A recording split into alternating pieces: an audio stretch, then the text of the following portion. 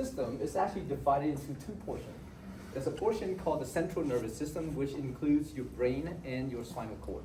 And the other portion of the nervous system is called the peripheral nervous system, which includes things like your cranial nerve, your spinal nerves, and any peripheral sensory structure that detects sensation applied to your body, right? So all of that belongs to what we call the peripheral nervous system. So therefore, the central nervous system is kind of listed out in orange for you here. So spinal cord and brain, right? Peripheral nervous system, all of these structures in green. Okay, so all of these peripheral nerves, so to speak, are part of that peripheral nervous system. Within the nervous tissue or the nervous system itself is made up mainly of two different types of cells.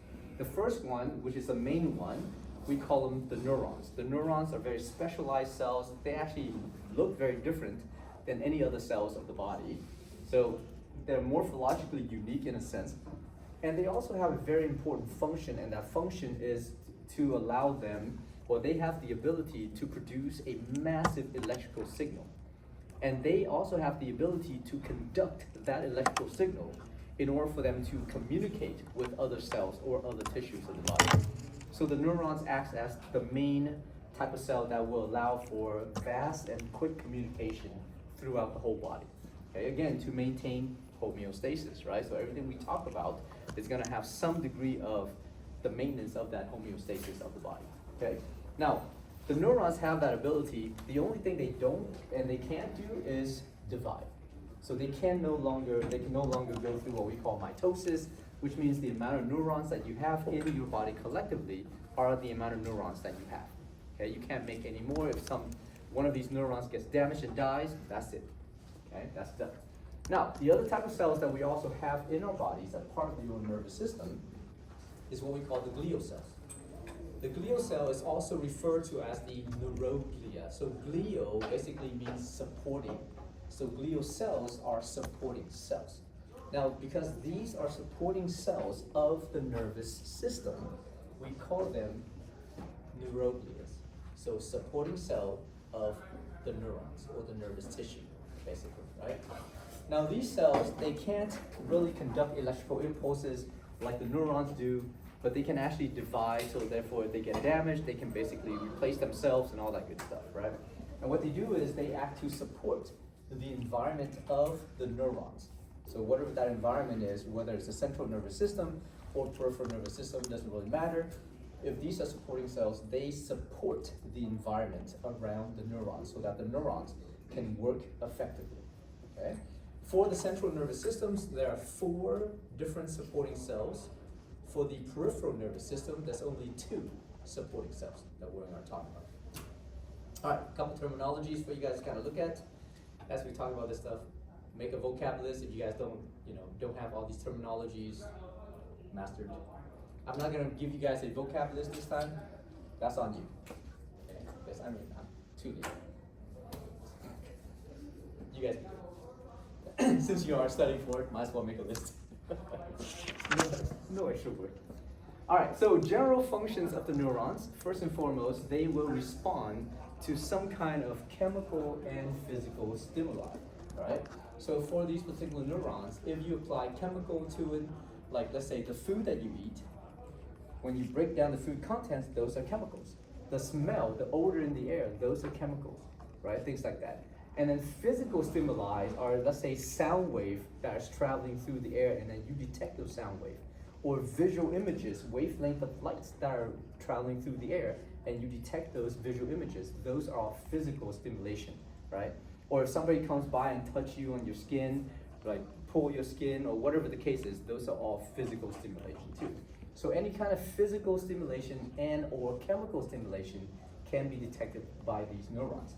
When they detect these particular physical or electrical or chemical stimulation, they can now produce this massive electrical signal that is known as an electrochemical impulse. And they can conduct this electrochemical impulses down their, whatever their structures are, so that they can rapidly communicate with other neurons or other tissues of the body, right? Now, when they do that, in order for them to really communicate with other neurons or other tissues, they actually will release their own chemicals.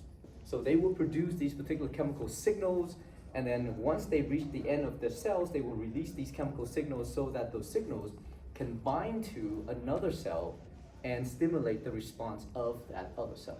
Okay, this is how neurons communicate with each other and with other tissue. And they do it very effectively and very rapidly as well, very quickly. Okay? Now, when the neurons do all of that stuff, they now enable you to have different perception of the world around you. They also allow you to basically learn new, information, learn new ideas, or whatever the case is, form new memories and stuff like that, control the activities of your muscles, control the activities of your glandular tissues, and just essentially adapt to the environment around you. Right? So that's what the neurons allow you to do. All right, so let's break down what the neuron looks like. I'm pretty sure you guys have seen these before because you guys have all had anatomy at some point, right? So a neuron typically has a cell body. Basically, think of it as a cell. So it has a cell body. Within the cell body, it has a nucleus. Okay. I'm just going to quickly go through that. You guys don't really have to worry about that because this is not anatomy, so I'm not going to test you guys specifically on the structure of the neuron anyway. So imagine a neuron has a cell body, a nucleus, and surrounding the nucleus, there's a bunch of organelles. So let's say, rough, smooth endoplasmic reticulum, Golgi apparatus, whatever have you, and then cell membrane, like a bunch of ribosomes and stuff like that, located throughout. Okay. Now, on the body of this particular neuron, and the body of the neuron sometimes is referred to as a soma. Soma just basically means body, right? So therefore, the cell body of the neuron is known as a soma also. Now, on the soma, oftentimes there are these processes that are pushing out on the cell membrane. So as it pushes out on the cell membrane, it forms these short processes. And these short processes may also have a bunch of branches associated with it. Okay. So all of these short processes we call the dendrites. Okay, so the dendrites, basically the membrane that surrounds the dendrites, is basically the same as the cell membrane of these neurons. Okay, so all of these processes taken out, so we call them dendrites.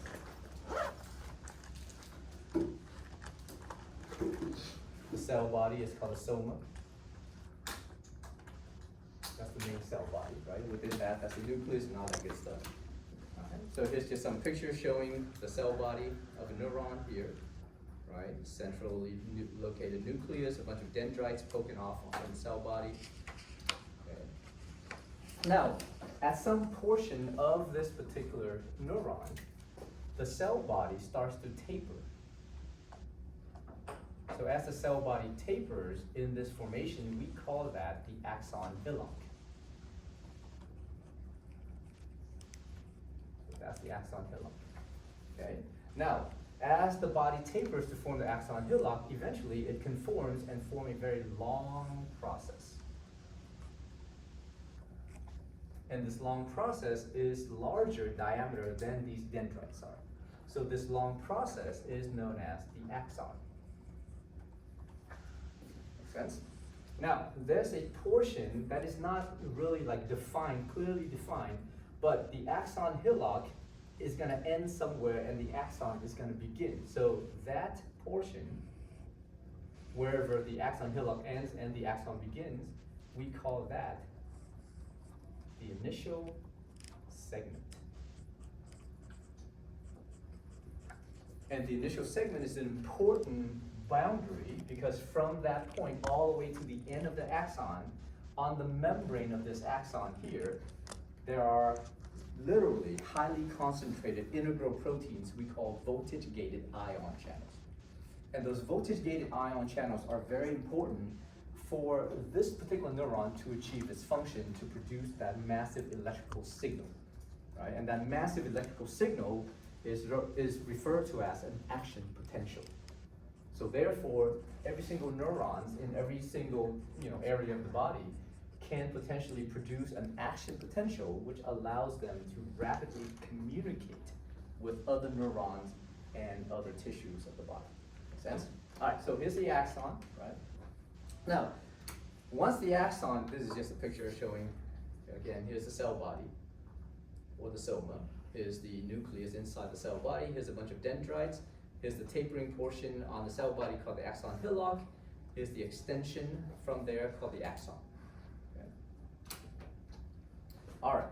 Now, as the axon continues, oftentimes the axon is going to branch.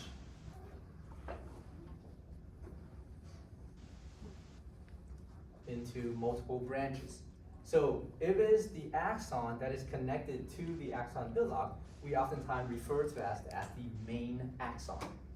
Any branches coming off the main axon is referred to as the collateral axon, or the axon collateral.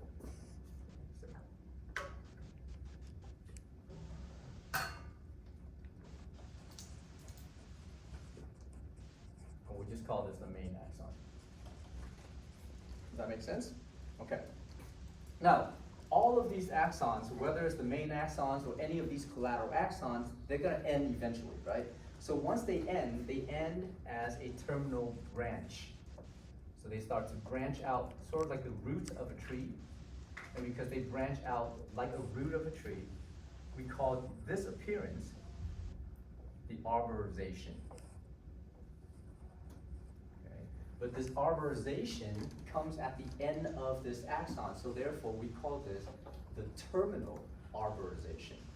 Okay. Now at the end of each of these branches of this arborization type of process, it's going to end as an enlargement. So enlarges at the end, like this.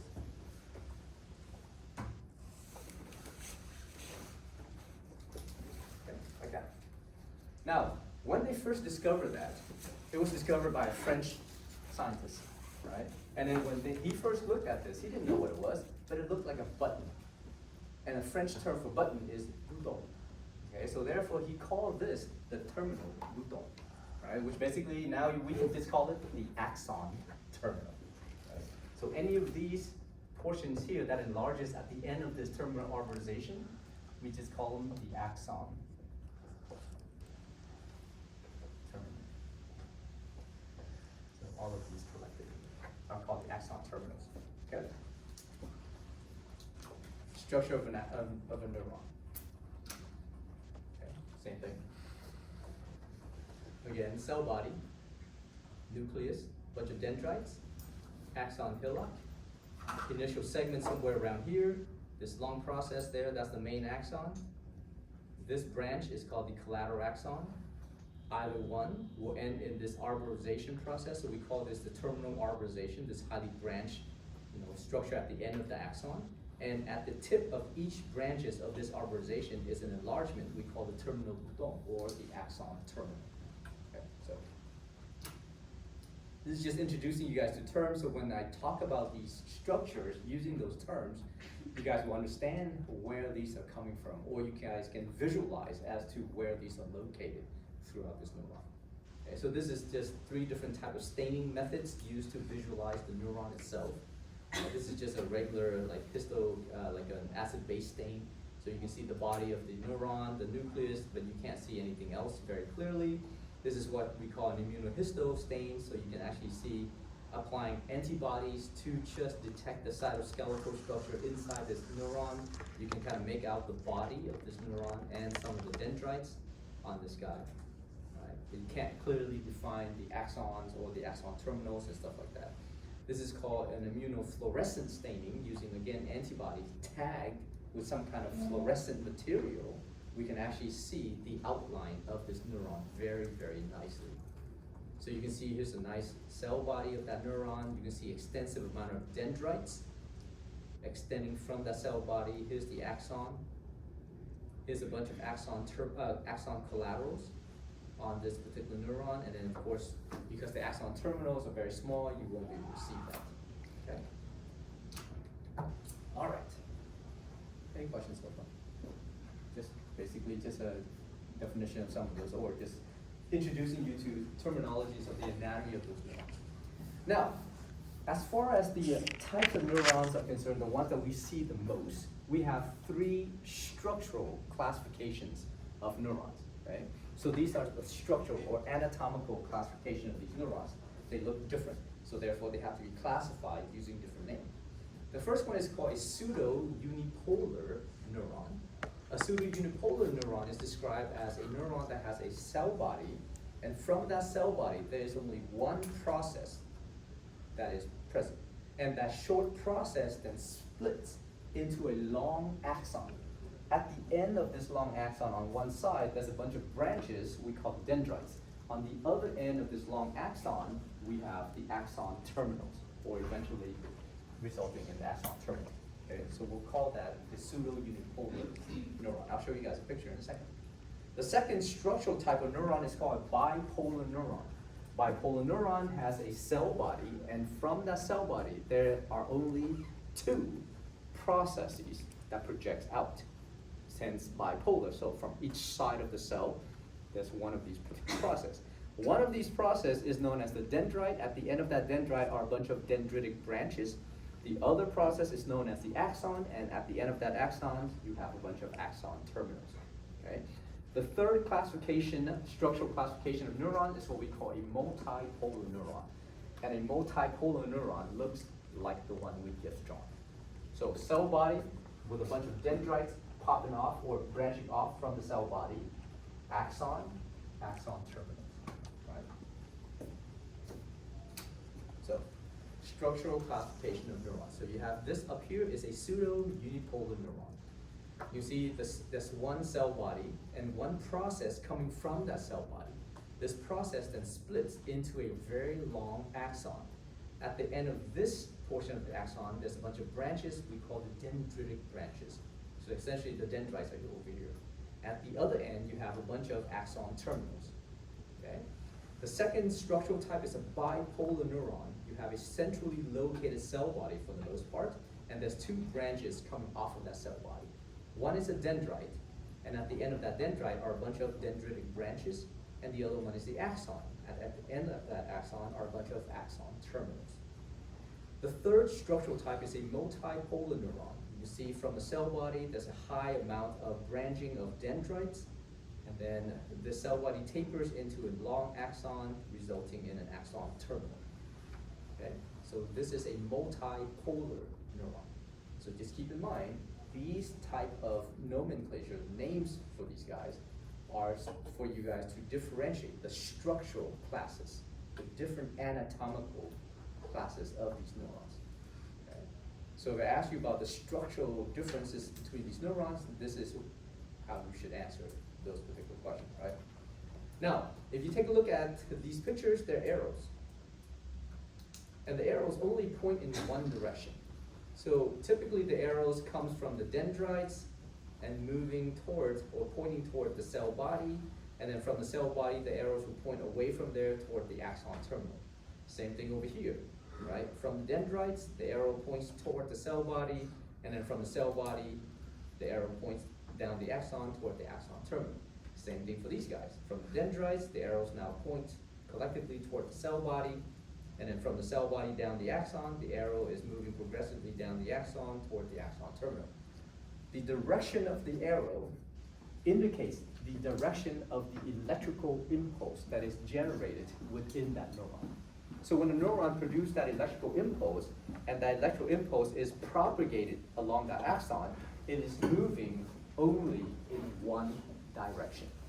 Okay? So it's a unidirectional flow of that electrical impulse. It's never the other direction. It's always in the same direction all the time. All right, here's another picture showing the same thing. Right, so here's a bipolar neuron on this side. Here's a pseudo-unipolar neuron in the middle, and here's a multipolar neuron here. So it depends on what you like. If you like horizontal picture versus if you like vertical pictures, I try to satisfy everybody. Okay. If you don't like any of those pictures, well, make your own. All right, now, since we are talking about physiology, we also have to know the functional classifications of these neurons. So as far as the functions of these neurons, there are three different functional classifications. The first one indicates the fact that these neurons, some of these neurons act or function as sensory neurons. Sensory neurons are either attached to sensory type of organs, or they act as sensory organs themselves, and they detect stimulation applied to the body. And when they detect those stimulation, the sensory neurons will relay that information back to certain areas of the body in order for the information to be collected. So it relays, sensory neurons typically will relay sensory information toward the integration center of your body. Okay, you guys remember the sensors, the integration center, and the effector, right? The three basic components of homeostasis.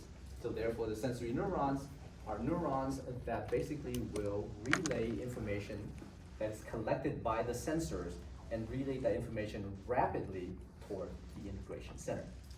For the most part, sensory neurons in the body are typically pseudo-unipolar in structure.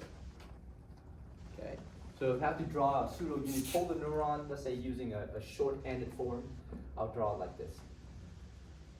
Cell body, one process, long axon, and these two little chicken feet. I guess chicken feet, pigeon feet, I don't know, whatever. Split thing. So the dendrites over here, the axons this long thing, and the axon terminals over there. So pseudo-unipolar neuron acting as, for the most part, sensory neurons. Okay? And other sensory neurons, we have special type of sensory, like detecting visual images or detecting smell. So those are special sensory. So for those type of special sensory, we use our bipolar neurons. So bipolar neurons will look like this for the most part. Centrally located cell body, that's a dendrite with dendritic branches. There's an axon with the axon terminal. Okay? All right. So sensory neurons can either be pseudo-unipolar or bipolar. So what's the difference between the pseudo-unipolar and the bipolar neurons in the information that they carry? So one's That's the sensory and then the other special sensory. Correct, yeah. So it's just different type of sensory information. So some of these sensory information could be like chemical sensory sensation. Some of these sensory information can be physical type of sensation, right? So that's why. So that's why we have different types of neurons in different parts of the body to detect different type of sensory information. For the most part, most of them will be pseudo-unipolar, but there are special sensory, like the one that we talked about, that contains bipolar neurons for that. All right. Now, the second functional classification of neurons are what we call association neurons or interneurons. These association neurons or interneurons are typically multipolar in shape. So multipolar neurons, you guys remember what they look like, right? So the shorthand of multipolar neuron is essentially this. So here's the cell body, here's the long axon, and that's the axon terminal. Right? So therefore, you can call this guy here pseudo-unipolar neuron. And please, when you answer these questions, if I ask you to identify these neurons structurally, make sure you write pseudo-unipolar neuron. Okay, you have to have the neuron as part of the answer. Okay? This one is called bipolar neuron.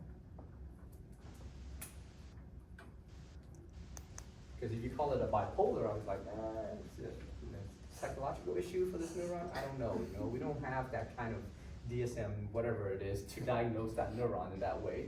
So therefore, it is a neuron, and it is structurally a bipolar neuron. And this one we call a multipolar neuron.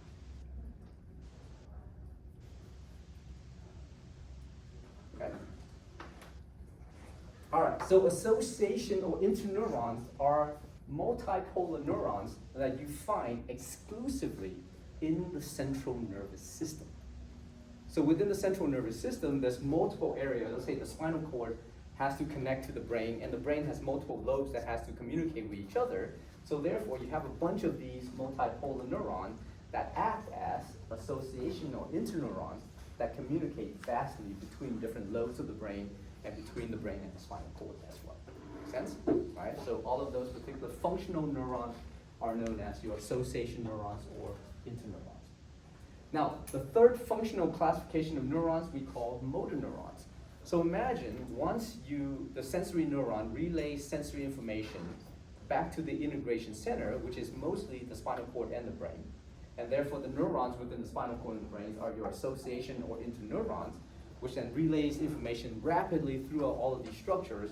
And then finally, the brain says, all right, let's send out a motor response to whatever that stimulation is, right? So therefore, you have to stimulate your effectors at the end of that.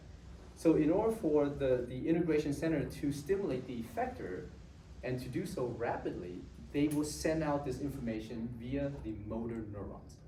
So the motor neurons is what communicates, or what allows for the communication between the integration center and the effector to take place. Okay? So the motor neurons, for the most part, are multipolar in structure. And the motor neurons will form connection or will stimulate the activities of the effectors. And typically the effectors that we have in our body are either muscle tissue or glandular tissue. Okay, so muscle tissue as in skeletal muscle, cardiac muscle, smooth muscle.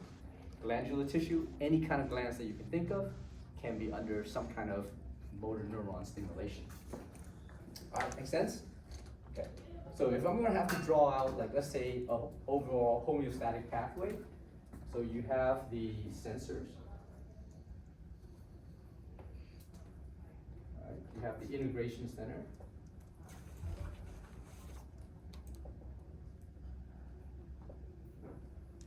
and then you have the effectors. Sensors detect the stimulation, integration center assess that information, effectors produce a response, typically in opposition to the original stimulation, right? That's why we have negative feedback all the time to help you modulate and maintain homeostasis. So as a sensor detect the stimulation, it will communicate with the integration center, typically through what we call sensory neurons. So these are the sensory neurons. Okay. Functionally, they're called sensory neurons. Structurally, they are pseudo-unipolar or pseudo-unipolar neurons. Okay. Integration center within that particular area, integration centers are typically going to be some kind of interneurons or association neurons. Let's say you have multiple connections that will connect into multiple parts of the brain and of the spinal cord, or whatever the case is. Let's say there's a bunch of connections all around, right? So all of these in blue are what we call interneurons.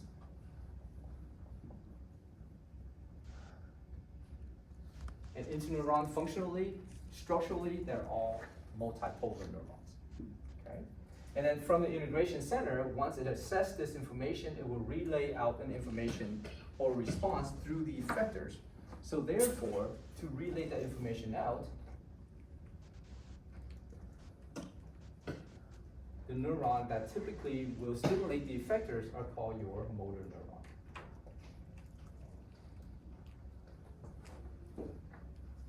Okay. The motor neurons is a functional class, and structurally, all motor neurons are typically multipolar neurons. Okay. And the effectors will respond by producing an effect that opposes the original stimulation. Make sense? So that's how we maintain homeostasis. Okay. Now, as far as motor neurons are concerned, we're going to talk about this in more details. You have two different types of motor activities. One is called somatic motor. Somatic motor is basically motor activities that control your skeletal muscles and also regulate all somatic reflexes. So somatic reflexes is like when you go to the doctor's office and they, take a little reflex hammer, that rubber hammer, and they hit your patellar tendon, and they, you kick your leg out. That's a somatic reflex, because that reflex is modulated by your skeletal muscles, right? Now, the other type of motor activities is what we call autonomic motor. Autonomic motor is a portion of the motor activities that control internal organs or control effectors that you don't have any voluntary input. So let's say cardiac muscles, smooth muscle of the body, and every single glandular tissue of the body will be controlled by your autonomic motor activities, okay, or the autonomic motor neurons. So autonomic motor neurons are there for the modulation of involuntary control to your smooth muscle, cardiac muscles, and glandular tissue. And also, it's there to modulate and regulate every single autonomic reflexes that you have. So autonomic reflexes will do some of this in the lab. If somebody shines a light into your pupil, automatically your pupil will constrict, right? And you guys have all had that done, or at least have done it to somebody in some kind of clinical lab that you guys have engaged in the past. If not, don't worry about it. You guys will have a chance to do it in our class as well. Okay. Now, for the autonomic motor activities, we have two subdivisions. One is called sympathetic, and the other one is called parasympathetic. Sympathetic is a subdivision of the autonomic motor activities that essentially prepares your body for some intense physical activities that's gonna occur very soon. So we also call the sympathetic activities fight or flight response. Okay? On the other hand, the parasympathetic opposes the sympathetic because the parasympathetic activities now allows your body to rest and relax. Okay? So achieve those particular activities. So therefore, parasympathetic activities is also referred to as rest and digest. Okay? And they're always constantly working on both of these particular autonomic activities constantly has their effects on every single internal organ structures that you have. But at any given time, either the sympathetic is higher or the parasympathetic is higher in most situations. Okay? So like for you guys right now, you guys are mostly in this rest and digest activity. So for the most part, your parasympathetic is a little bit higher in terms of their overall activities, unless you start thinking about, oh my God, I have so much stuff to now learn, and all of a sudden you get super anxious, your heart rate goes up, sweating, palpitations, shaking. Now your sympathetic starts kicking in a little. Okay, but not yet. We just had our exam.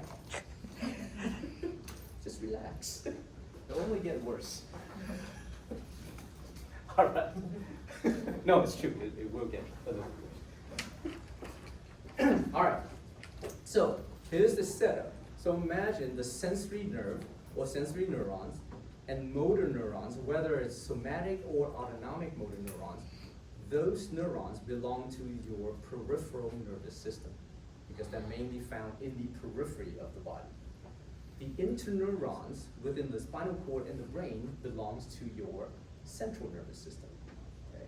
So as far as we're concerned, sensory information that is being relayed back to the spinal cord is being relayed by the sensory neurons. As it enters the spinal cord, it will make connection with this interneuron. The interneuron will connect different parts of the central nervous system together, rapidly communicate with all of those segments, and then eventually you're going to have some interneuron that will make a connection with a motor neuron, and that motor neuron will either relay out information to stimulate the activities of your skeletal muscles, or some motor neurons will relay information out to stimulate the activities of smooth muscle, cardiac muscles, or glandular tissue.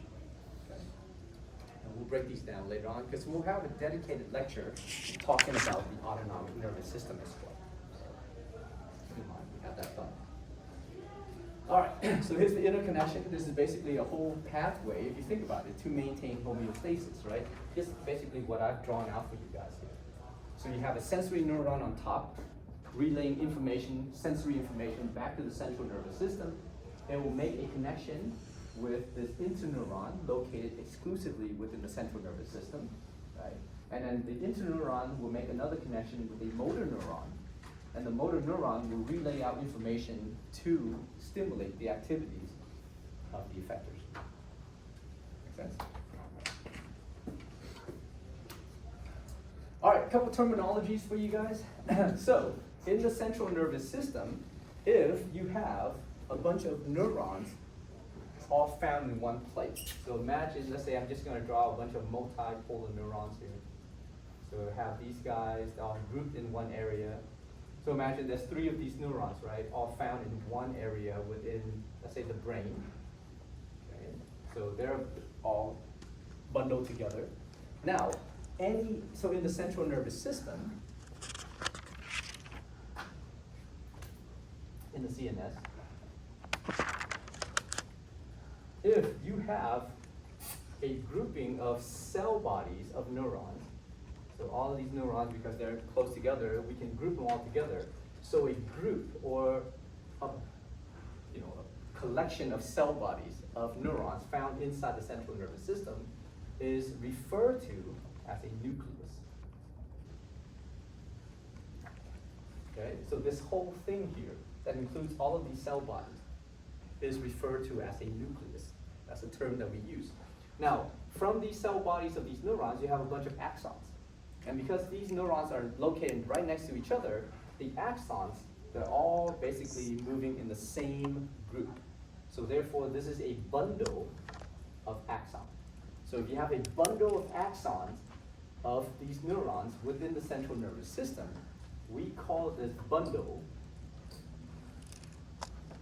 a tract. Okay, so keep those terminologies in mind. In the peripheral nervous system, again, let's say if you have a bunch of neurons that are grouped together, that are found together in one area.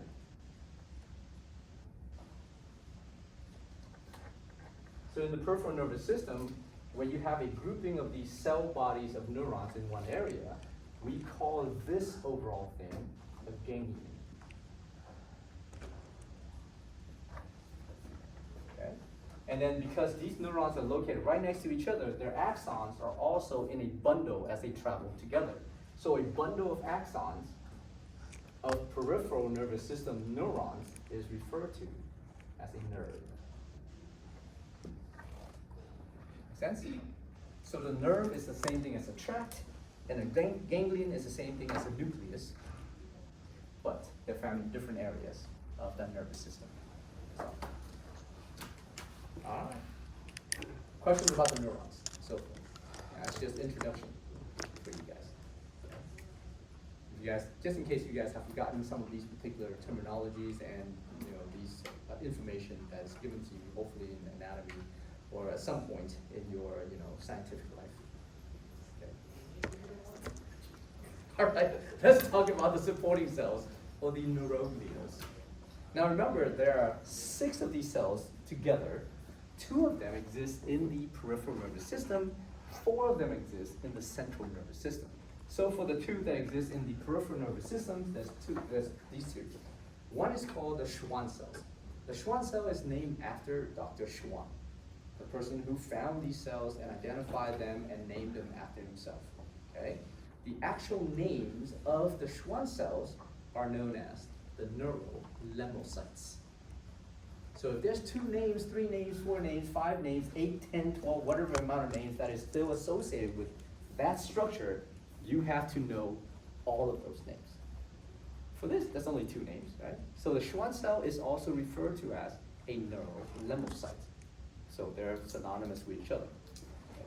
Which means I may not ask you to identify this, but then I may just use the term neurolemocytes. If you don't know what that means, then you won't know that it is referring to the Schwann cells. So therefore, please, when you learn it like that. Okay? Have to both of those terms together. Now the Schwann cells, their job in the peripheral nervous system is to support the axons of the neurons within the peripheral nervous system. So their job is to support just the axons. So if you have Schwann cell, they will be surrounding these axons here, if this neuron is found within the peripheral nervous system. Okay? For the satellite cells, another name for the satellite cell is referred to as the ganglionic gliocytes. Okay? It actually makes sense. Glio means support, cytes means cells. So these are supporting cells that are found within the ganglion. Why the ganglion? Well, because the ganglionic gliocytes supports the cell body of peripheral neurons. So a collection of cell bodies of these peripheral neurons, or neurons within the peripheral nervous system, are located in an area we call a ganglion. And therefore, these cells, the satellite cells, since they support the cell bodies, they're also located within these ganglia. Kind of makes sense, right? So we call them the ganglionic gliocytes. Okay? So make sure you guys understand there's 2 names associated with this. All right. Now, how does the Schwann cells, or the neurolemocytes, support the axons of these neurons within the peripheral nervous system? Well, they can support them by grabbing onto the axon one time. Just imagine your Schwann cell, here's an axon, you're extending out and grabbing onto that axon one time, supporting them in that space. Okay? And when the Schwann cells support the neuron in this way, the axon in this way, it is basically surrounding that axon with what we call a neural lemma. So it's just a membrane of that Schwann cell and just grabbing onto that membrane of that neuron, right? Using just one extension from that Schwann cell. The other way that a Schwann cell can potentially support the axons of these neurons is to take a portion of the neuron, and one individual Schwann cell is gonna grab on, it's gonna hug that portion of the axon and just start to roll around that axon multiple times, okay? As it rolls around the axon, all of the cell membrane, or most of the cell membrane of the Schwann cell gets pushed inward. It's sort of like if you take a long rod, imagine that's the axon, and you take a towel and you wrap around that portion of the axon multiple times. You're gonna form a very thick portion that protects that axon, right? Same thing that's happening. So imagine that towel is your Schwann cells. And that towel, the Schwann cell is gonna wrap around that axon, just one portion of the axon, and rolls around that portion of the axon multiple times so that the cell membrane of that Schwann cell gets pushed inward, the cytoplasm of that Schwann cell gets pushed outward. As the cell membrane gets pushed inward, now you have multiple layers of that phospholipid bilayer. Does that make sense? Therefore, forming a very thick insulating structure we call the myelin sheath. Okay? So now your question should be, well, when does the Schwann cells form either a neural lemma around this axon, and when does the Schwann cell form this myelin sheath? So if you have shorter axons, and those axons have very small diameter, then the Schwann cells will only surround them one time to form that neural lemma. If you have a much longer axon, and the diameter of the axon is much bigger, then the Schwann cell will form that myelin sheath. Okay? And that's the differentiation between those two. So, because of the absence or presence of the myelin sheath, not the absence or presence of the Schwann cells, because every single axon in the peripheral nervous system has a Schwann cell that supports it. But how that Schwann cell supports the axon is very different. So if the Schwann cell support the axon by just grabbing onto it one time, there is no myelin sheath that is formed around that axon. If that Schwann cells wrap around that axon multiple times, there is the presence of a myelin sheath around that axon. So because of that, we now can differentiate two different types of neurons or two different types of axons, whatever have you. So therefore, if you have an axon of a neuron that does not have the myelin sheath, we call that the unmyelinated axon. Okay? And if you have an axon of a neuron that has the presence of the myelin sheath protecting it, we call that a myelinated axon. And that's the differentiation. Yes. Are there parts of the body in which you would find more of one or the other? True. Absolutely. It depends on what it is too. Like I said, if you have certain parts of the body that has a much longer axon, and that axon's diameter is much thicker, then typically you will have a lot of those myelination. If there's certain parts of the body that have shorter axons, and those axons are much smaller in diameter, then typically you will have unmyelinated type of activities. So would that be random, or would it be like constant for like most people? Like, let's say. No, it's not a random thing, but the ratio of myelinated versus unmyelinated axons is a lot different. Right? And it can be adaptable, but for the most part, it's very consistent throughout everybody. And because it transmits different types of information to the central nervous system, so that's why sometimes you need it to be myelinated, sometimes you don't need it to be myelinated, right? All right, good. That's a good question. Now, what is the function? What is the purpose of having this myelination? Why doesn't all of these axons have myelination, right? Because, well, not all of them need that myelination. But if you have a very long axon, and that axon has very thick or large diameter, then you do need this myelination, because what this myelination does is that as it insulates that part of the axon, it's going to speed up the conduction velocity of the electrical signals that are produced by that neuron.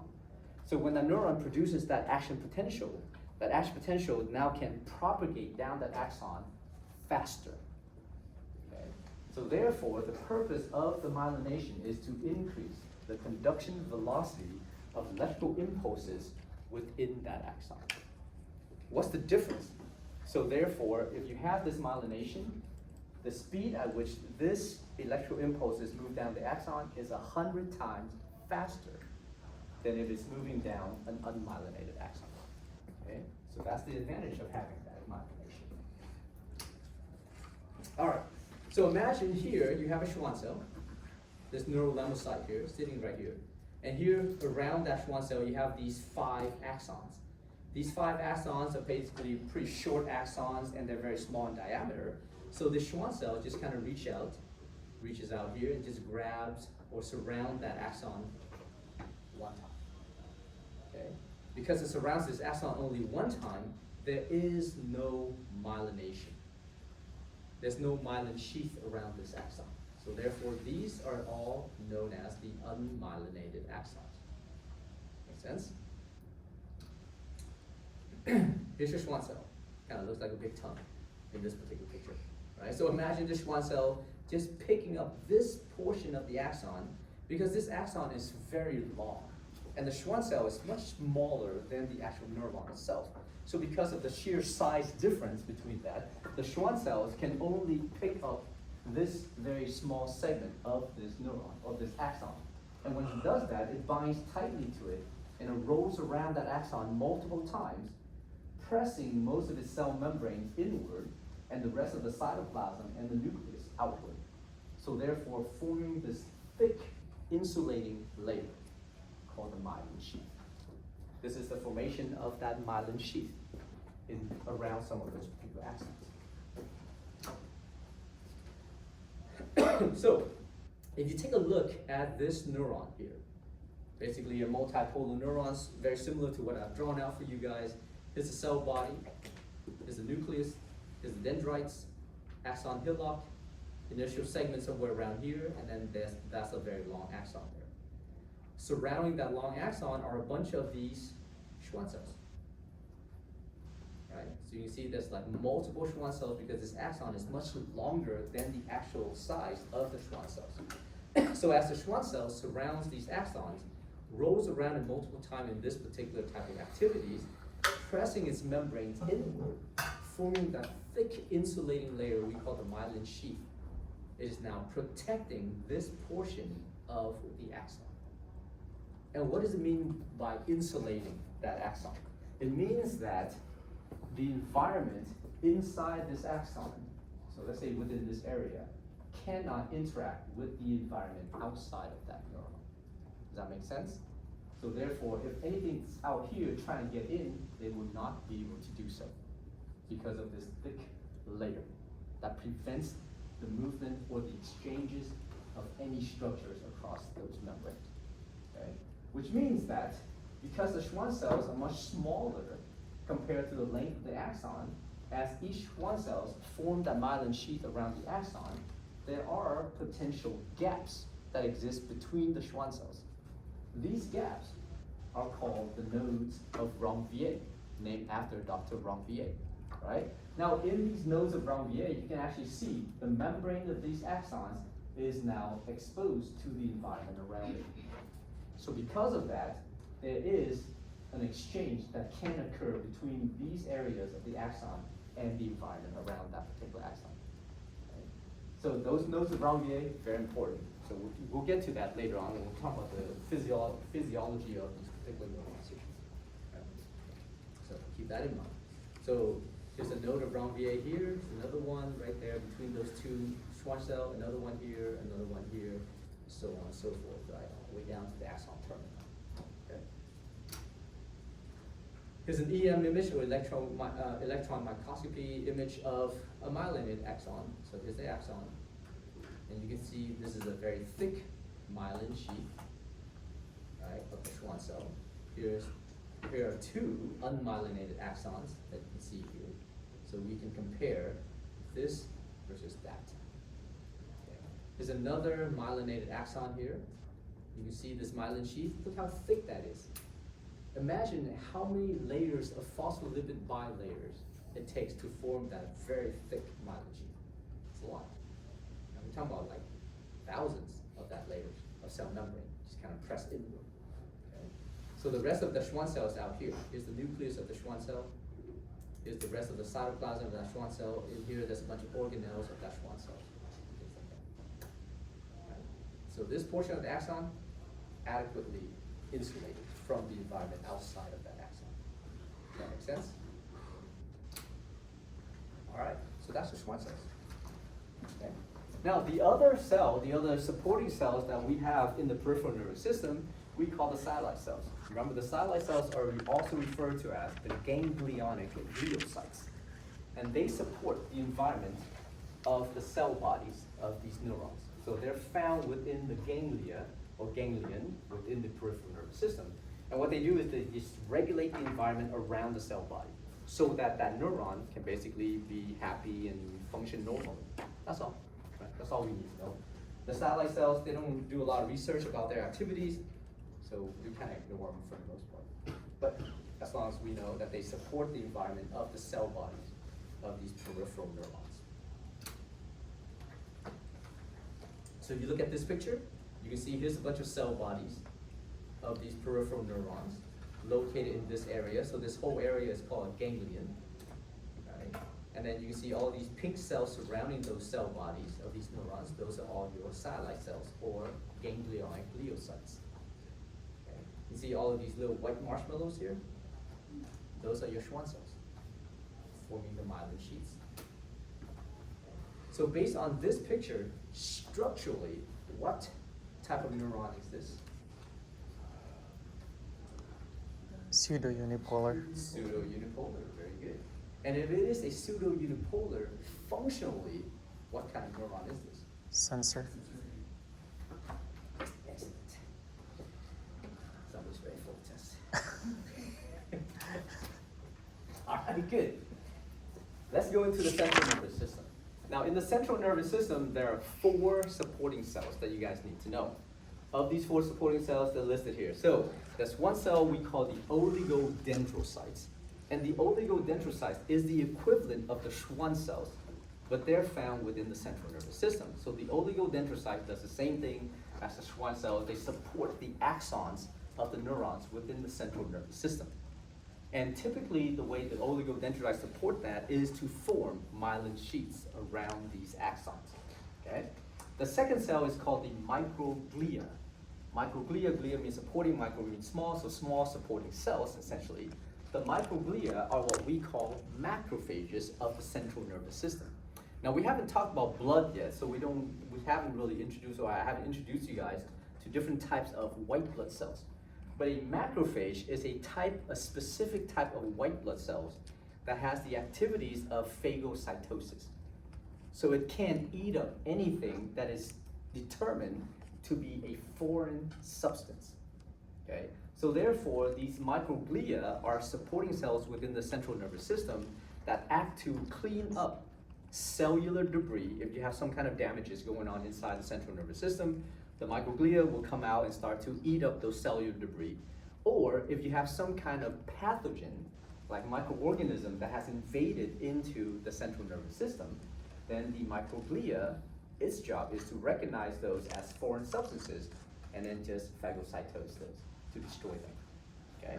So it's sort of like the intrinsic immune cells that lives within the central nervous system itself. Okay?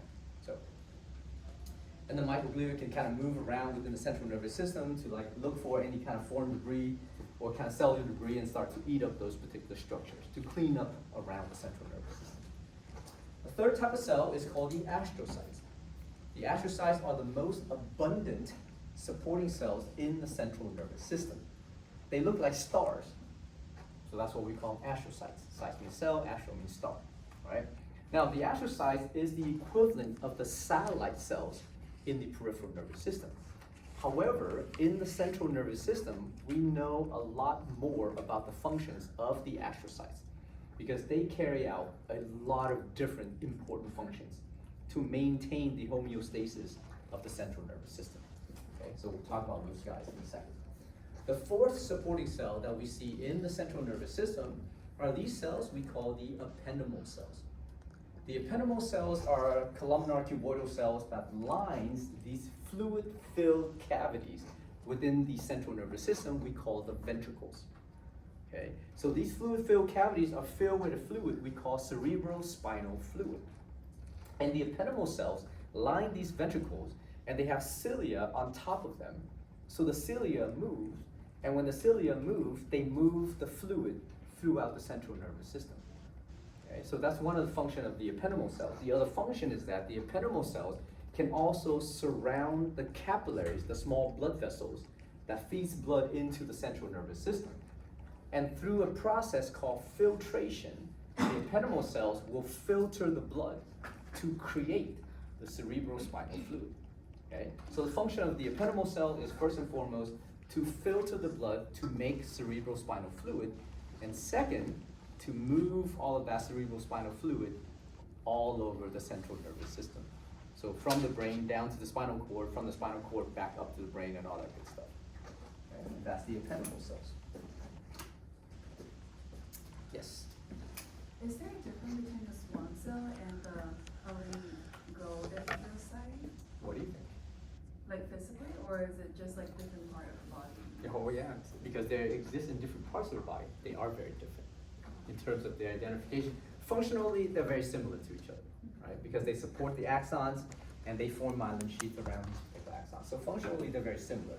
There's distinct differences between how they can form those myelin sheaths, but for the most part, that's how they would support it. Right? But then the main difference is that they are located in different parts of the nervous system.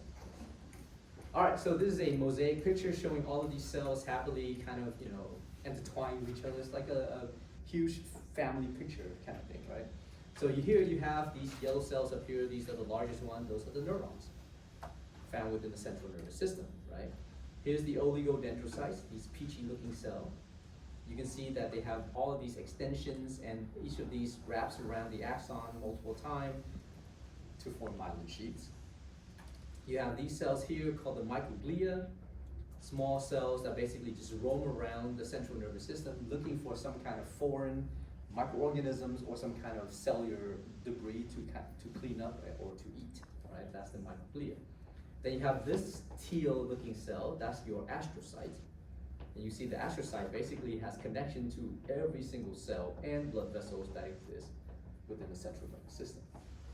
Then down here, you have these cuboidal columnar type of cells called the ependymal cells, and they line these ventricles. The ventricles are filled with cerebrospinal fluid, and they have cilia on top of them to move these fluid along, right? And they're also responsible for filtering the blood to create that fluid. Okay? All right. So, oligodendrocytes, this is what they kind of look like. Now, we already talked about the fact, right? Functionally, they're very similar to the Schwann cells because they support the axons by forming the myelin sheath around those particular axons. But the way they do it is very different than the way the Schwann cells would do it. In the peripheral nervous system, each individual Schwann cells will take a small segment of an axon and form the myelin sheath around that individual axon. In the central nervous system, because you're limited by the amount of space that you have, because within your brain, you have to cram in like 300 trillion neurons within that area. So there's a lot of neurons packed inside your brain and the spinal cord. So therefore, imagine you have all of these axons here, right, surrounding this oligodendrocyte. The oligodendrocytes will have processes that extends outward. And each one of these processes wraps around that axon multiple times, here, here, up there, and down here, to form myelin sheaths around multiple axons. For the Schwann cell, they can only do that for one axon. For the oligodendrocytes, they do that for multiple axons. Okay? So in either case, they're forming myelin sheaths. And again, the formation of the myelin sheath is to act as an insulator to speed up the conduction velocity of electrical impulses that are propagating within the axon of those neurons. All right. Second one, the microglia. Microglia, again, these are the phagocytic cells, these specialized white blood cells within the central nervous system. Now, typically, if you do find these white blood cells living in any tissue, we call those the resident macrophages because they live there. And other macrophages may come from the blood circulation, But for these particular specialized macrophages, they are already found in those tissues. So since they're living there, we call them the resident macrophages, right? So here's a picture of this microglia cell. Some people will call it an upside down turnip, or whatever you guys want to call it, doesn't really matter, right? For me, when I look at this, since it's a white blood cell and it's there to kind of fight off infections, kill off any kind of foreign pathogens or whatever it is, there has to be some ferocity to it, right? It has to look kind of fierce. So when I look at this cell, I think of a scorpion, right? So here's a body of a scorpion, here's the two, like claws, and that's the tail of the scorpion right there, right? Because an upside down turnip is not really like ferocious. It's not gonna protect you. If anything, it's too healthy for you. So that's the microglia, all right? Now, ependymal cells are columnar cuboidal cells that line these particular fluid-filled ventricles. The function is, again, to filter the blood to create cerebrospinal fluid. And secondarily, it has cilia that will move the cerebrospinal fluid throughout the central nervous system. Okay? That's like, so ependymal cells, you can see them right here lining this ventricle. You see some ependymal cells here hovering around blood vessels. And here's another picture showing ependymal cells hovering around blood vessels, these smaller blood vessels called the capillaries. And they will filter the blood through these cells to create the ultrafiltrate we call cerebrospinal fluid. You guys remember the process of filtration, right? So what is the main driving force for filtration? It's a passive process, but what do you need in order for you to filter something across some kind of membrane to separate the components of that solution into a finer solution with less solids and things like that? Concentration gradient? Not the concentration gradient. You need something else. Imagine making coffee. What do you need to separate the coffee grounds on that membrane so that you can collect the coffee at the bottom? The coffee filter. Well, you obviously need a membrane, but that's not the driving force. What drives it? The pressure. Oh, sure. Okay, so filtration is a pressure-driven passive process where you're taking the contents of a solution and you push it across a membrane, and whatever that membrane is gonna help you separate the contents of that solution.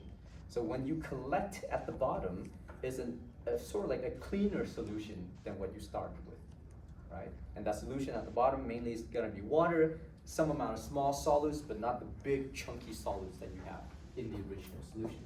So basically, if you take blood and you filter it through a membrane, and that membrane is created by these ependymal cells, then you will produce what we call cerebrospinal fluid. Okay. All right. So that's the ependymal cells. Fourth cells is known as your astrocytes. Your astrocytes, again, are the most abundant supporting cells in the central nervous system. They have these projections, so therefore, when we look at them, they look like star, right? Just like these starry cells. And at the end of each of these projections, they have these enlargement. We call them the end feet. Okay? And the end feet allows for the astrocyte to interact with multiple cells within the central nervous system. So here's a picture showing the astrocyte here. All of these extension and this enlargement called the end feet. So you can see this end feet right here touching the axon terminal of this neuron. This end feet right here touching the blood vessels that feeds blood into the central nervous system. Okay? So you can imagine the extensive connection that is formed by these particular astrocytes within the central nervous system. Now, here are some functions of the astrocytes. There's like 20-something different functions, right? We're only gonna kind of focus on 5 of them. So one of the functions of the astrocyte is to maintain the amount of ions that is in the immediate space surrounding those neurons. Okay? So there's a lot of ions that exist either inside or outside of the cell. And one of those particular ions that's actually very important is potassium ion. So you guys don't really have to worry about what kind of ions. Just think the astrocytes are there to regulate the concentration of those ions outside of the neuron itself, okay, so that the neuron can function adequately.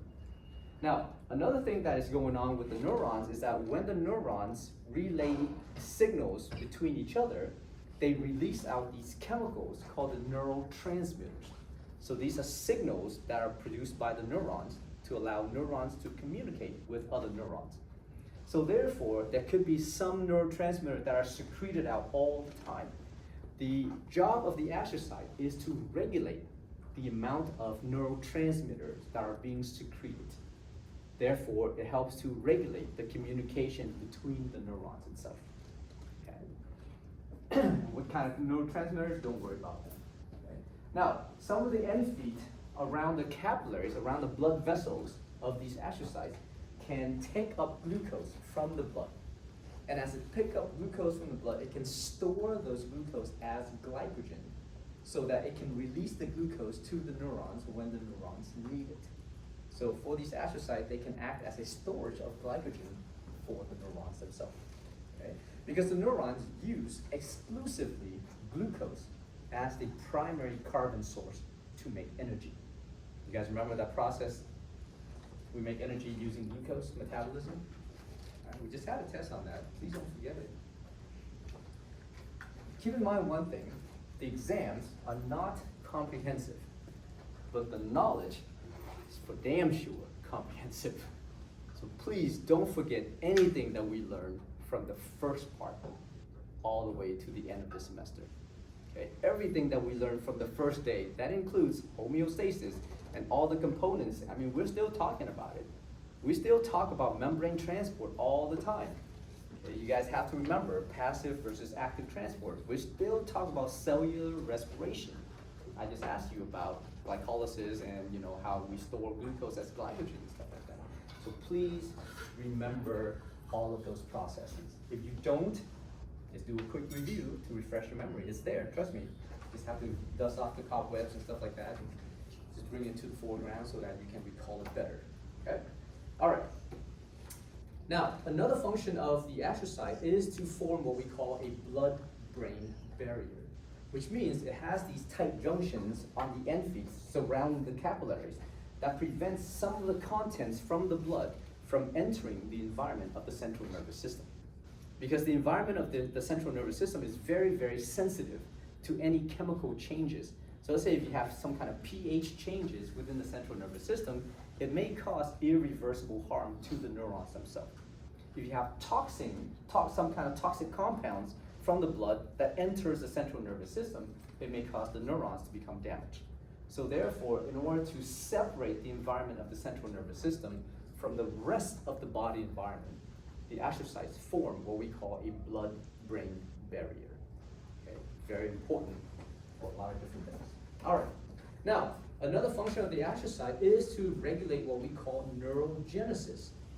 Now, neurogenesis, let's say in the embryo, is the formation of new neurons. Okay, so as an embryo, you can actually make new neurons and stuff like that. But once you reach adulthood, you can no longer make any more neurons. Okay, because the ability of these neurons to go through mitosis, to divide, is no longer available for those neurons. Which means that whatever neurons you have are the neurons that you have until the day you die. Okay, so if you lose those neurons, then you lose them forever.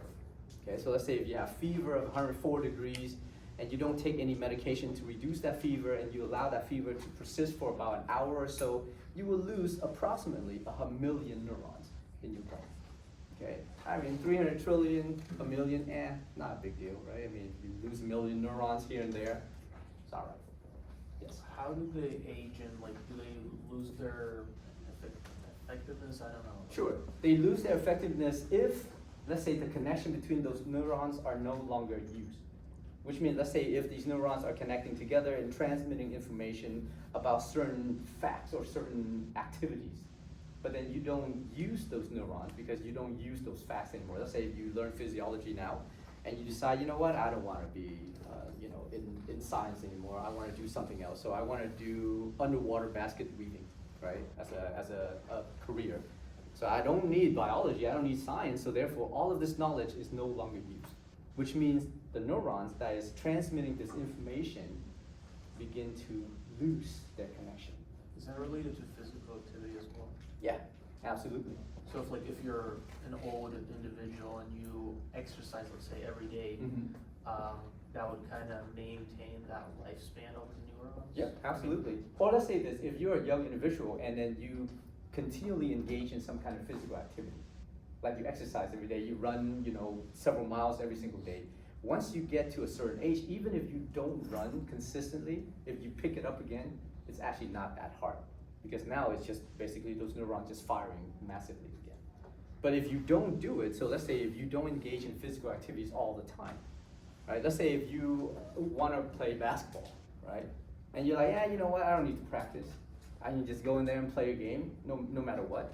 And you go through the motion, but then when you make that shot or when you get a layup or whatever it is, you have to think about those physical activities. It's not a natural occurrence, right? And that's why like professional athletes or any athletes, when they want to do something, they will do it instinctually. But in order for them to do so, they have to basically go through that motion repeatedly, so that the connection of the neurons that allow for those kind of physical activity to be exerted, to be achieved, is almost automatic, right? So if you ask any professional basketball player how many free throws they take, like after the game, before the game, or during practice, they can tell you throughout the whole lifetime, it's gonna be 100 million free throws, easily, right? Repeatedly all the time. So anything, in order for us to do something well and recall something well, you need to have repetition, repetition, repetition. Study, same thing. You want the neurons that transmit the information about the facts that you're studying. You need to have repetition, repetition, repetition, so that when you recall this information, it is instantaneous.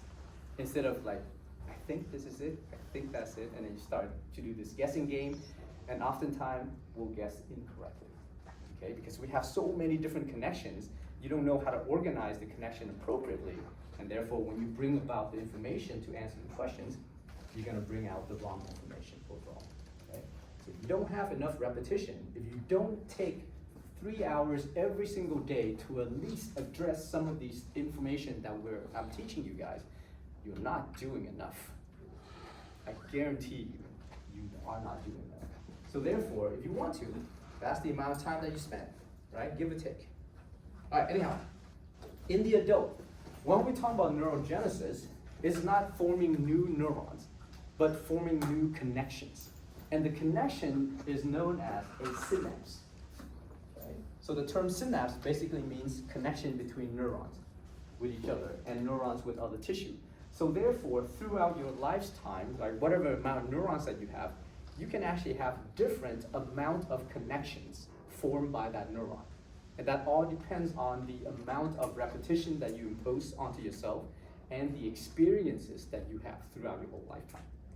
So therefore, those particular exercises is gonna help to form new connections between neurons.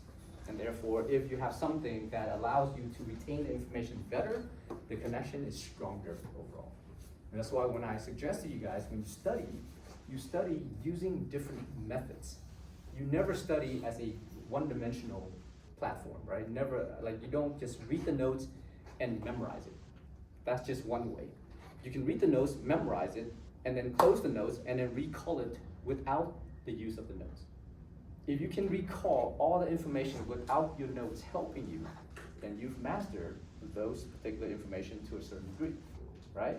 And then if you draw out pictures to summarize all of these processes, that's another way for you to recall the information adequately.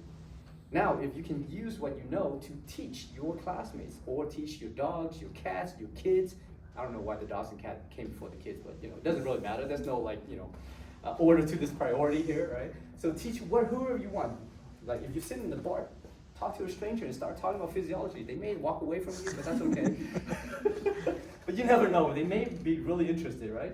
So therefore, as you teach, you are recalling the information. If you can do that correctly and do it well, then you will know the information very well, right? So when I went through medical school, there's a motto that we use. In order for you to become an expert in something, you see one, do one, teach one, right? What you guys are doing now in terms of studying is that you're seeing it for the first time. When you go home and study it, that's when you're doing it. And then once you've mastered it to a certain degree and you teach it to somebody else, this is when you can relate that information adequately without the use of your notes. I highly recommend this. This is the pitfall that every student gets into. When you're studying, you have your notes open, and then let's say you're trying to recall information, you don't remember it, and you look at your notes and you're like, oh, okay, that terms is going to trigger the memory and stuff like that. Good. And then you close your note and you're like, all right, I know this stuff. You don't. I guarantee you don't know that stuff well enough, right? Why? Because you always have your notes to help you along. On the exam, you don't have that luxury. If you're trying to recall information, you're not going to be like, I don't remember this, so let me just peek at my notes. Nope, you can't. Right? So therefore, what you want to do while you're studying is if you can recall this information without your notes. And if you can do that correctly, then you know the information well enough for these exams. Okay, so that's why when you're studying with your friends have their notes open, you don't. And you're telling the story of whatever it is that you're trying to learn. If you can do so within about 80% of correctness, then you're good. Then you say, I know it, and then go to sleep. And wake up the next day and do it again. Any questions about the exercise? Okay, believe me, you don't do that because this is just another way to train your mind and train your body into this kind of work ethics. Because if you don't do that, once you get into graduate school, once you get into nursing school, PT school, whatever school that you guys apply to later on, and it's high demanding, you have 5 classes of this caliber, you will not be able to survive. Okay? So, it's just something that I had to learn the hard way. I'm just sharing that with you guys so that you guys don't go into the same pitfalls that I did and stuff like that. All right. Now, one of the activities of the astrocytes and how they regulate the homeostatic activities of the central nervous system is to induce this activity we call the calcium wave. So imagine if you have a neuron somewhere around here, and I'm an astrocyte, and as an astrocyte, I have an end feed that is touching that neuron directly. So if you have an increase in activities of that neuron will now basically send out more electrical signals, maybe release more neurotransmitters and whatnot. So I can detect that increase in activities, and therefore as I detect that, the calcium ions within me increases. So I will increase my intracellular calcium ion concentration. When that happens, I will release ATP as a signal that will stimulate a neighboring astrocyte. So let's say imagine I'm the first astrocyte that's touching this neuron, I'm detecting a high activities, I raise my intracellular calcium ion concentration, I release ATP. The next astrocyte is touching me, now is stimulated by that ATP. So this astrocyte is gonna raise its intracellular calcium ions and release ATP to the next one. The third astrocyte in this pathway also receives the ATP, raises the intracellular calcium ions, and also release ATP in kind. So therefore, now we call this the calcium wave. Does that make sense? So successively, you have calcium increase in all of these astrocytes. Okay? Now, on the other end feed, imagine my feed is another end feed, and that end feed is touching blood vessels. So there's a bunch of blood vessels that's feeding blood into this portion of the central nervous system. So therefore, all of these astrocytes that has an increase in intracellular calcium ions now gets stimulated to release a substance we call prostaglandin E2. The prostaglandin E2 stimulates the smooth muscle around these blood vessels to relax. When the smooth muscle relaxes, the blood vessels dilate. When the blood vessels dilate, there will be an increase in blood flow to that part of the brain or of the spinal cord of the central nervous system overall. Now, why do we need an increase in blood flow to a part of the brain that has a high activity? Well, because any cell that has an increase in activities will consume more oxygen and uses more ATP. So therefore, the blood now delivers more oxygen to that part of the brain, and therefore also delivers more glucose to that part of the brain. So the astrocyte is trying to match the activities of the neurons, and as it senses an increase in activities of the neuron through this calcium wave phenomenon, it also increases the blood flow to that part of the central nervous system. Make sense? Because inside the blood, you're transporting a high amount of oxygen and nutrients that is used to keep those cells alive. Alright. This is just some particular description of the blood-brain barrier, which you guys just know that is there. Okay.